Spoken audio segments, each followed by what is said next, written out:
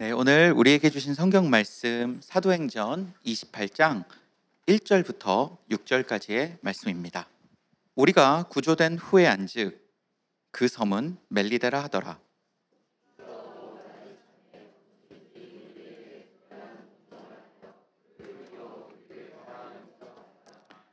바울이 나무 한 묶음을 거두어 불에 넣으니 뜨거움으로 말미암아 독사가 나와 그 손을 물고 있는지라.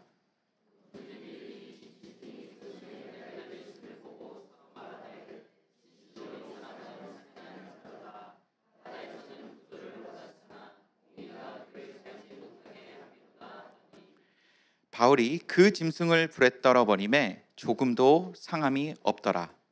그들은 그가 붙든지 혹은 갑자기 쓰러져 죽을 줄로 기다렸다가 오래 기다려도 그에게 아무 이상이 없음을 보고 돌이켜 생각하여 말하되 그를 신이라 하더라. 아멘.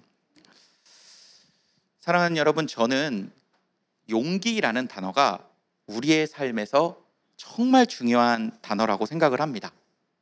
왜냐하면 용기라는 단어 없이는 우리는 많은 것을 경험하지 못하기 때문에 그렇습니다. 저를 포함해서 여기 계신 모든 분들 혹은 대부분의 분들이 아마도 캐나다에 처음 올 때 많은 용기를 가지고 오셨을 거라 생각해요. 다른 언어에 대한 두려움, 다른 문화에 대한 두려움, 또 다른 음식에 대한 두려움, 사랑하는 가족과 또 친구와의 이별, 이러한 것에서 오는 또 두려움 등을 다 이겨내고 이곳에 있었을 것이라 생각을 합니다. 여러분들이 그 모든 두려움을 이겨내고 용기를 얻어 이 자리에 왔을 때, 또 이곳에 왔을 때 어떤 결과가 있으셨을까요?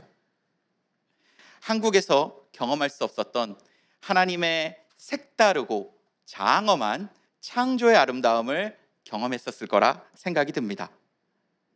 저희가 이렇게 이민의 삶을 또 살아가잖아요. 또 여러 가지 문화 그리고 다른 민족을 대하니 선교, 하나님 나라에 대한 생각이 여러분들 속에 더욱 깊어졌을 거라 생각이 들어요. 만약 저희들이 용기가 없었다면, 캐나다에 올 수 있는 용기가 없었다면 지금 우리가 누리고 있는 이 아름다운 것들, 이 정말 소중하고 중요한 경험들을 잘 누리지 못했을 거라 생각이 듭니다. 아내가 제가 이렇게 결혼을 할 때요, 이제 신혼여행지에 대해서 많이 이야기를 했어요. 우리 다들 그렇게 하잖아요. 당시에는 발리, 또 하와이, 괌 이런 곳이 신혼여행지로 되게 유명했습니다. 그런 장소들이 무척이나 좋아 보였고 저도 가고 싶었어요. 그런데 또 제 안에 이 반골 기질이 조금 있거든요. 그래서 남들이 가는 데는 가고 싶지 않다. 우리는 좀 색다른 경험을 좀 해보고 싶다. 저희 아내는 그 당시에 굉장히 어렸기 때문에 제가 하는 말을 다 따라주었고, 저는 아내를 꼬셔서 우리 괌으로 가자라고 해서 괌으로 신혼여행지를 잡았어요. 왜 그랬냐면 그곳에는 스카이다이빙을 할 수 있는 그 프로그램이 있었기 때문에 신혼여행 때 이런 경험을 한다면 그 누구도 하지 못하는 경험, 이것을 할 수 있게 우린 특별한 경험으로 괌으로 간다, 이렇게 이야기를 하고 이제 괌으로 갔습니다. 이제 그 스카이다이빙 하는 날짜가 돼서 공항에 탁 갔는데요, 이제 그때부터 조금씩 무서움이 시작되었습니다. 그래서 이제 어떡하지 하는데 뭐 얼떨결에 비행기를 탁 탔어요. 비행기를 타자마자 저는 사실 그 자리에서 쓰러질 뻔했는데, 왜 그러냐면 이륙하자마자요, 비행기가 갑자기 문을 열고 뜨는 거예요. 우리에게 이렇게 뭔가 이제 좋은 풍경을 보여주려고 문을 열고 떴는지 모르겠는데, 저는 그때부터 정말 혼비백산 그 사자성어가 제 안에 확 들어왔었어요. 와, 이게 정말 그런 거구나. 하지만 저는 새 신랑이잖아요. 아내에게 약한 모습을 보여줄 수 없잖아요. 억지로 웃으며 정말 아내에게 용기 있는 모습을 보여주려고 노력을 했습니다. 막상 이제 점프할 때가 되니까 거기서 이야기를 하더라고요. 정말 무서운 사람은 안 해도 된다고, 정말 무서운 사람은 하지 않아도 된다고. 거기서 그 말에 제가 잠깐 고민했습니다. 정말 여기서 떨어지면 기절할 것 같았거든요. 그래도 용기를 내서 여기까지 왔는데 이건 해야지 라는 마음으로 전프를 했어요. 그리고 나서는 그간 경험하지 못했던 정말 놀라운 경험, 제가 말로는 표현하지 못하는 그 엄청난 느낌과 그 체험이 제 안에 살아 숨쉬게 되었습니다. 이처럼 용기라는 것은요, 우리의 삶에서 매우 중요한 개념이라고 할 수 있을 것 같아요. 그래서 오늘 저는 용기 혹은 담대함에 대해서 같이 이야기를 해볼까 합니다. 그런데 오늘 제가 나눌 이 용기는 단순히 세상에서 말하는 제가 다이빙을 하는, 스카이 다이빙을 하는 그런 용기가 아닙니다. 그보다 비교도 안 되게 중요하며 우리가 꼭 가져야 하는 하나님으로부터 오는 용기 혹은 담대함입니다. 오늘 바울의 이야기를 통해 제가 나누고 싶은 것은 바로 이 하나님으로부터 오는 용기입니다. 오늘 이 시간을 통해 우리 모두가 하나님의 용기를 갖는 축복이 있기를 간절히 소망합니다. 우리 옆분하고 같이 한번 인사할까요? 하나님의 용기를 가집시다. 오늘 본문에 대해 잠시 설명을 좀 드리고자 합니다. 오늘 본문은 바울이 로마로 끌려가는 중에 일어난 사건이에요. 여러분 다 알다시피 바울은 예수님을 만난 후에 여러 곳으로 전도 여행을 떠나죠. 바울은 전도 여행 중에 많은 일들을 겪습니다. 어떤 동네에서는 굉장히 큰 핍박을 당하기도 하고요. 어떤 동네에서는 기적적인 일들을 체험하기도 합니다. 어떤 동네에서는 핍박이 무서워 야반 도주를 하기도 하죠. 하지만 그 무엇보다도 바울은 여행의 진짜 목적을 절대 놓치지 않았습니다. 그 목적은 복음, 예수 그리스도의 구원의 이야기를 많은 이들에게 전달하는 것입니다. 바울은 수많은 사건과 수많은 일들이 있었지만 이것을 절대 놓치지 않았습니다. 때때로 사람들이 들어주지 않을 때라도 끝까지 복음 전하는 일을 놓치지 않고 끝까지 최선을 다했습니다. 여행을 마친 후 바울이 예루살렘으로 돌아와요. 문제는 바울이 예루살렘으로 그 여행을, 복음 전하는 여행을 마치고 돌아왔을 때 유력한 유대인들이 바울을 고발했다는 것입니다. 그들이 바울을 고발한 것에는 여러 가지 이유가 있었지만 무엇보다도 그들이 가지고 있었던 권력과 힘, 전통을 유지하기 위한 정치적인 이유가 컸습니다. 쉽게 말하면 만약에 바울이 예수님 그리고 바울 자체가 인기가 많아지면 원래 힘을 가지고 있던 그들의 힘과 인기, 유대인의 힘과 인기가 쭉 떨어지기 때문에 이들은 예수님의 이야기를 전하는 바울을 핍박할 수밖에 없었죠. 인기와 권력을 빼앗기는 것이 너무 싫어 이들은 바울을 핍박했습니다. 바울의 세력이 커지는 것을 방지해야만 했습니다. 그들의 공격에 바울은 결국 재판을 받게 돼요. 그리고 채찍에 맞는 벌을 받게 됩니다. 하지만 결국에는 로마로 보내지는데 왜 그러냐면 바울이 로마 시민이었기 때문에 그렇습니다. 당시에 로마는 최강 제국이었죠. 그리고 그 시민권을 가진 자는 어느 나라에서 잘못을 해도 로마에서 판결을 다시 받아 잘잘못을 따질 수 있었어요. 흔히 우리나라 말로 치외법권이라고 하는 그 권리가 바울에겐 있었기 때문에 결국 바울은 예루살렘에서부터 고발을 당해 다시 이제 로마로 압송당하는 그런 장면이 오늘 장면의 배경이 됩니다. 오늘 본문은 여기서부터 시작이 돼요. 바울이 로마로 그를 호위하는 군인과 함께 배를 타고 가는 중에 일어난 사건인 거죠. 처음 그들이 배를 타고 항해를 했을 때 그 항해는 순조로웠습니다. 하지만 얼마 지나지 않아 허리케인급의 강풍을 만나는 큰 위기를 겪게 되죠. 그렇게 며칠을 그 강풍과 싸우게 됩니다. 그리고 그 배는 다행히 한 섬에 걸리게 되는데 정말로 그 와중에 다행인 것은 배는 상했으나 인명피해는 하나도 없게 됩니다. 그들이 그 섬에 내렸을 때 그곳에 살던 원주민을 만나게 돼요. 원주민들은 바울과 배에 타고 있었던 사람들을 보고 호의를 베풀기 시작합니다. 왜냐하면 그들이 너무 춥고 배고파 보였기 때문에 그래요. 그렇죠. 며칠을 풍랑과 싸워서 막 물도 없고 음식도 없고 막 비 맞고 춥고 정말 힘든 그 사람들을 원주민들이 보고 그들에게 호의를 베풀고 그들을 잘 영접합니다. 그들은 바울과 배에 있던 사람들을 위해 모닥불을 탁 피워요. 그리고 옷과 먹을 거리를 가져다 주죠. 오랜 항해와 폭풍으로 지칠 대로 지쳤던 바울과 그 배에 있던 사람들은 오랜만에 마음 편히 쉼을 갖게 됩니다. 그들은 그 쉼을 가지면서 서로의 이야기를 막 주고받지 않았을까요? 또 막 항해 중에 있었던 광풍에 대한 이야기, 또 항해 중에 있었던 여러 이야기를 나눴을 거라 생각이 듭니다. 그렇게 불에서 쉬던 중 불이 꺼져 갔습니다. 여러분 캠핑 해보신 분 아시겠지만 이 캠프파이어라는 게요, 정말 한번 불이 붙이기가 너무 어렵잖아요. 그리고 불 꺼진 다음에 다시 이렇게 불을 키우는 게 너무 어렵잖아요. 그래서인지 바울은 꺼져가는 불을 보면서 옆에 있던 나무를 모아 바로 집어넣어요. 문제는 그 바울이 모았던 그 나무 사이에 뱀 한 마리가 섞여 있었던 것입니다.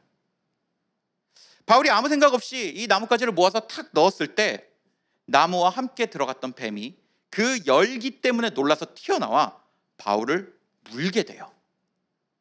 이 광경을 본 원주민들이 정말 크게 놀라게 되죠. 왜냐하면 그 뱀은 그냥 보통 뱀이 아니라 한번 물면 죽음까지 이르게 하는 치명적인 독이 있었던 뱀이기 때문에 그렇습니다. 그들은 그 광경을 보고 호들갑을 떨어요. 서로 이야기합니다. 야, 저 사람 죄인 많네. 저 바울 죄인 많네. 우리의 신이 죄를 심판한 거야. 광풍 속에서는 어떻게든 살아남았어도 우리의 신의 심판은 피해갈 수 없지. 우리 신은 살아있고 공의롭기 때문이야. 그들은 이렇게 호들갑을 막 떨게 돼요. 하지만 바울은 그들의 호들갑에 아무런 대꾸도 하지 않습니다. 그들이 난리를 치며 독사라고 하면 바울 자신도 놀랄 법하잖아요. 그래서 막 치료법, 이거 어떻게 해요? 이거 어떻게 이거 고쳐요? 어떻게 지금 이 독 물렸는데 이거 나 어떻게 살아요? 이럴 법도 한데 그저 무심히 자기 길을 물고 있던 뱀을 아무 생각 없는 것처럼 툭툭 쳐내 다시 불 속으로 집어넣습니다. 당연히 바울은 그 어떠한 해도 입지 않았습니다. 저는 이 바울의 마지막 행동에 참 많은 감동을 받았습니다. 왜냐하면 바울은 그들의 말 앞에, 그들의 소리에, 그리고 눈에 보이는 엄청난 위기 앞에 초연했으며 담대했기 때문입니다. 그리고 이 바울이 이렇게 행동할 수 있었던 이유는 바울은 하나님으로부터 오는 엄청난 담대함과 용기가 있었기에 가능하다고 믿기 때문에 저는 이 바울의 모습을 보며 참 많은 감동을 받았습니다. 바울은 용기가 있었습니다. 바울은 용기가 있었기에 원주민의 경험으로부터 나오는 사실적인 이야기에, 너무나 사실적이잖아요. 얼마나 많은 뱀을 받겠습니까? 얼마나 많은 사람들이 죽었겠습니까? 그런데 그런 사실적인 이야기에 반응하지 않았습니다. 바울은 용기가 있었기에 그들의 저주 같은 발언에도 담대했어요. 야채 살인자 맞아. 거기에 아무 타격을 받지 않습니다. 바울은 하나님으로부터 오는 용기가 있었기에 눈앞에 보이는 뱀 앞에서도 호들갑 떨지 않았어요.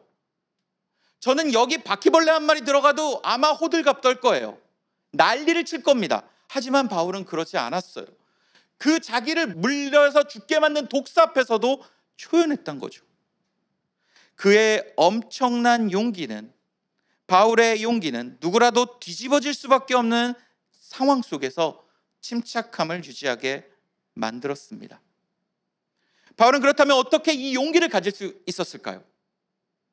이 답을 위해서는 이 사건 바로 전에 일어난 조금 전에 언급한 풍랑 사건을 다시 한번 살펴보아야 됩니다. 거기에 비밀이 있기 때문에 그래요. 앞서 언급하였던 풍랑이 일어났을 때 사람들은 정말 난리가 났을 거예요. 당연하지 않겠습니까? 당시에는 바다가 지금보다, 우리가 느끼는 그 감정보다 수십 배, 수백 배 무서웠을 겁니다. 그때는 구명조끼도 없었잖아요. 그때는 구조선도 없었잖아요. 911도 없었잖아요. 사람들은 바다에 빠지면 그냥 죽는다고 생각을 했을 거예요. 아무도 구해주지 못하는 그 무서운 바닷속을 막 풍랑과 함께 항해했을 때 얼마나 무서웠겠습니까?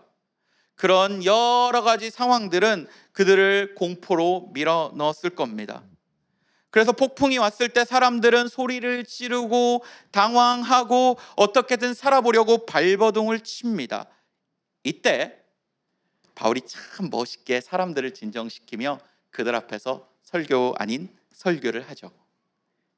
여러분, 당황하지 마세요. 우리 모두 죽지 않을 것입니다.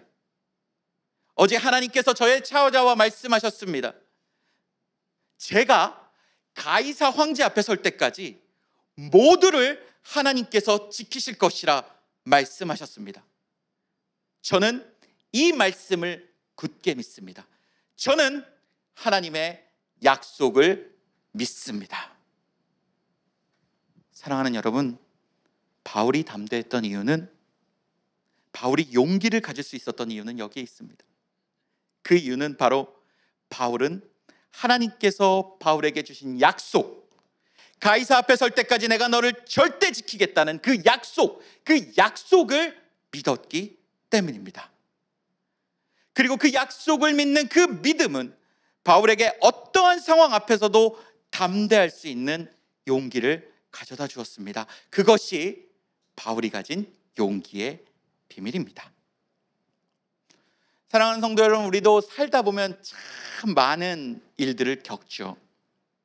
작은 일부터 큰 일까지, 내가 해결할 수 있는 일부터 해결할 수 없는 일까지 정말 수많은 일들을 겪습니다. 그 일들은 우리 가정, 우리 직장, 학교 혹은 교회에서까지도 일어나게 되죠. 생각지도 못했던 질병들, 예상하지 못했던 사고들, 내 실수로 일어난 사건들, 마음을 아프게 하는 사람과의 관계 등등등, 정말로 많은 일들이, 많은 아픔들이 우리에게 찾아옵니다. 제가 말하지 않아도, 더 설명하지 않아도 아마 여러분들은 그런 문제를 겪었거나 아니면 지금도 그런 문제를 겪고 있을지 모릅니다. 그때 오늘 말씀은 우리에게 지혜를 줍니다. 너희들이 수많은 문제 앞에서 너희들을 낙담시키고 좌절시키고 괴롭게 하는 그 문제 앞에서 필요한 것은 다른 것이 아닌 바울이 가진 용기란다. 풍랑 앞에서, 또 독사 앞에서 바울이 보여줬던 용기가 이제 너희들에게 필요하단다. 하나님의 약속으로부터 온 바울의 용기가 너희에게 필요하단다. 오늘 본문은 저와 여러분들에게 이 메시지를 전달하고 있습니다. 사랑하는 여러분, 크리스찬으로서, 하나님의 자녀로서 우리에게 필요한 건 하나님으로부터 오는 용기입니다. 세상의 위로, 세상의 지혜, 세상의 조언, 그리고 세상의 경험이 우리에게 도움은 될 수 있어요. 물론 그렇죠. 하지만 그 어떤 것도 삶을 살아가는, 정말로 힘든 삶을, 어려운 삶을, 또한 문제 많은 삶을 살아가는, 그런 삶을 살아갈 수밖에 없는 우리에게 그 어떤 것도 하나님으로부터 오는 용기보다 중요한 것은 없습니다. 오늘은, 본문은 문제 앞에서, 우리의 삶에서 우리가 정말로 가져야 할 것은 하나님으로부터 온 용기라고 우리에게 가르치고 있습니다. 사랑하는 여러분, 다시 한번 말씀드립니다. 하나님으로부터 오는 용기를 가지시기를 축복합니다. 그렇다면 우리가 어떻게 하나님의 이 용기를 가질 수 있을까요? 답은 이미 바울의 이야기를 통해 우리가 들었습니다. 하지만 제가 조금 더 명확하게 설명을 좀 드리고자 합니다. 답은 간단합니다. 우리에게 주신 하나님의 약속을 믿으면 됩니다. 바울이 하나님의 약속 붙잡고 용기를 가졌잖아요. 그렇죠? 그런데 하나님께서 우리에게 주신 약속이 너무나도 많아요. 너무나도 많지만 저는 오늘 우리가 용기를 가질 수 있는 두 가지 하나님의 약속에 대해 여러분들과 나누고 말씀을 좀 마무리하려고 합니다. 첫 번째 약속은 이것입니다. 하나님께서 성령으로 매 순간 영원토록 우리와 함께 하시겠다는 약속입니다. 이 약속은 예수님의 유언과도 같은 약속이라 저는 생각해요. 여러분 마태복음 28장 기억하십니까? 예수님께서 승천하실 때 그를 따르는 모든 자, 저와 여러분들을 포함하여 예수님을 따르고자 하는 자에게 주신 예수님의 약속은 이렇습니다. 예수께서 나와 말씀하여 이르시되 하늘과 땅의 모든 권세를 내게 주셨으니 너희는 가서 모든 민족으로 제자를 삼아 아버지와 아들과 성령의 이름으로 세례를 베풀고 내가 너희에게 분부한 모든 것을 가르쳐 지키게 하라. 이 다음 파트가 저는 제일 중요하다고 봐요. 볼지어다 내가 세상 끝날까지 너희와 항상 함께 있으리라. 아멘. 이것이 우리가 붙잡아야 될 첫 번째 약속입니다. 이 말씀의 예수님을 믿는 모든 자들은 예수님의 약속대로 성령을 받게 되죠. 그리고 그 성령 하나님은 그 약속을 이루시기 위해 이 자리에도 지금 여러분들 개인마다 여러분들 마음속에 함께 하시는 줄 저는 믿습니다. 여러분들의 삶 속에서 이것을 기억하고 이 약속을 믿는 순간 그 어떤 두려움도 사라지게 되어 있어요. 우리는 인간인지라요, 육체를 가졌잖아요. 큰 문제 앞에서 좌절되고 낙담될 때 많아요. 그럴 때 있습니다. 하지만 저는 믿습니다. 하나님이 함께 한다는 것을 정말로 누리고 그 약속을 믿는 순간 그 어떤 것도 우리 앞에 문제가 되지 않는다라는 걸요. 왜냐하면 그 어떤 것도 하나님 그 어떤 것보다도 그 어떤 문제보다도 우리 하나님이 더욱 강하시기 때문입니다. 지지난주에 사랑하는 우리 아내가 만든 맛있는 저녁을 먹고 갑자기 복통이 찾아왔어요. 가장 먼저 이제 혹시 내 이름 앞으로 든 보험이 없나 이렇게 좀 찾아보고 싶었는데 그건 아니었고요. 저는 원래 그냥 배가 아픈 사람이 아닌데 너무 심해서 나 안 되겠다, 빨리 들어가서 자야 되겠다라고 하고 아내한테 이야기를 하고 누웠습니다. 누웠는데 너무 심한 복통에 도대체 어떻게 할 수가 없는 거예요. 거의 정말 한 30분 만에 거의 사경을 헤매고 죽을 뻔했어요. 아내한테 안 되겠다고 빨리 응급실을 가야겠다고 하고 이제 아내가 저 작은 등치로 제 큰 몸을 질질 이끌고 어떻게 차에 태워서 응급실로 막 가고 있었어요. 응급실을 이제 아내가 이제 체크를 해보니까 2시간, 4시간을 기다려야 된다고 하더라고요. 난 죽겠는데, 정말 죽을 것 같은데 그 말에 더 낙담되고 좌절이 되더라고요. 그 막 듣는 순간 여러 가지 생각이 막 들어왔는데 처음으로 든 생각이 뭐였냐면 어떡하지? 나 사역해야 되는데, 나 설교해야 되는데 어떡하지? 내가 빠지면 우리 가뜩이나 바쁜 우리 목사님 전도사님들 더 바빠질 텐데 어떡하지? 막 그 생각이 들고요. 그 후에 우리 가족은 어떡하지? 막 진짜 내가 잘못되면 어떡하지? 막 수많은 생각이 막 들어오는 거예요. 갑자기 한편으로 탁 지나간 생각이 뭐였냐면 그래, 하나님이 함께 하시지. 하나님 다 아시지. 하나님 나 모르겠어요. 나 이거 해결할 방법을 모르겠어요. 아무것도 모르겠어요. 그런데 그거 하나 믿어요. 하나님 지금 나와 함께 하시죠? 내 마음 다 아시죠? 내 기도 다 아시죠? 내 상황 다 아시죠?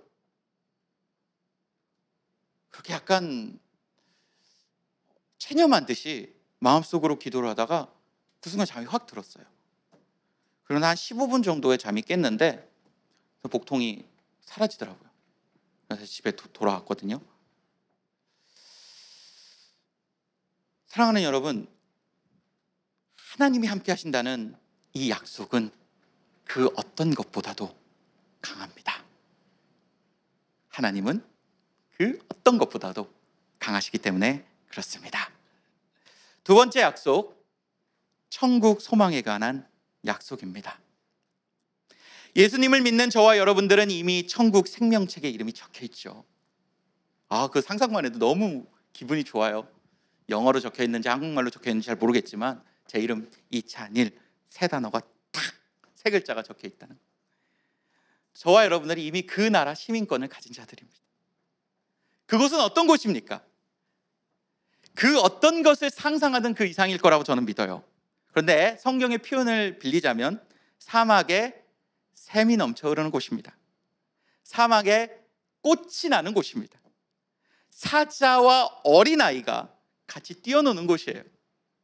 그 어떤 차별도, 그 어떤 부당함도, 그 어떤 아픔도, 그 어떤 슬픔도, 그 어떤 부정적인 것이라고는 1도 찾아볼 수 없는 그곳이 우리를 기다리고 있습니다. 그곳이 우리의 삶의 종착점이자 시작점입니다. 그곳에 대한 약속을 믿으며 그곳을 꿈꾸며 살아간다면 우리는 정말 담대한 용기를 가질 수 있을 것이라 믿습니다. 1930년대에는요, 여러분들 다 아시겠지만 모든 한국인들이 일본 식민 지배하에 참 많은 고통을 겪어요. 그렇죠? 네, 기독교 역시 신사참배라는 큰 사건으로 인해 암흑의 길을 걷게 되죠.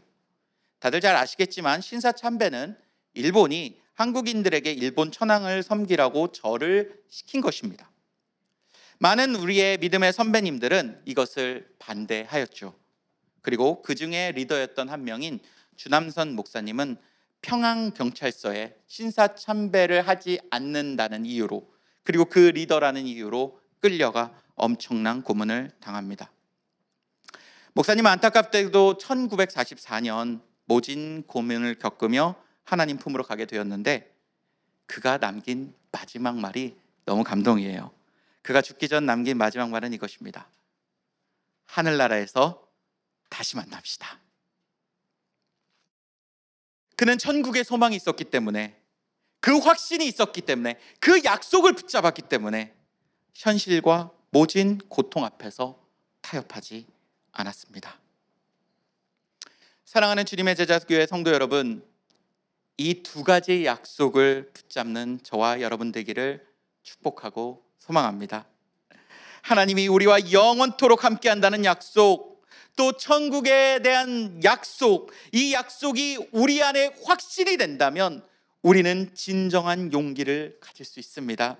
여러분들이 이 두 가지 약속을 믿는다면 세상의 소리를 거스를 수 있는 용기를 얻게 될 것입니다. 여러분들이 이 두 가지 약속을 믿는다면 세상의 지혜를 거스를 수 있는 용기를 얻게 될 것입니다. 여러분들이 이 두 가지 약속을 굳게 붙잡는다면 세상의 판단과 정죄를 거스를 수 있는 용기가 생길 것입니다. 말씀을 맺고자 합니다. 우리들이 이 험한 세상 속에서 정말 필요한 것은 그리스도인으로서의 용기입니다. 그것이 세상 속에서 크리스찬인 우리를 진정한 크리스찬답게 만들어주는 유일한 방법이기 때문에 그렇습니다. 오늘 이 밤에 하나님이 여러분들에게 주신 두 가지 약속, 이 약속을 꼭 붙잡기를 바랍니다. 그래서 바울과 같은 용기를 소유하는 여러분들 되시기를 축복합니다. 두 가지 약속을 믿음으로써 우리 모두가 세상 앞에서 당당해지며 세상을 거스를 수 있는 진정한 하나님의 용기를 갖기를 예수 그리스도의 이름으로 간절히 축복합니다.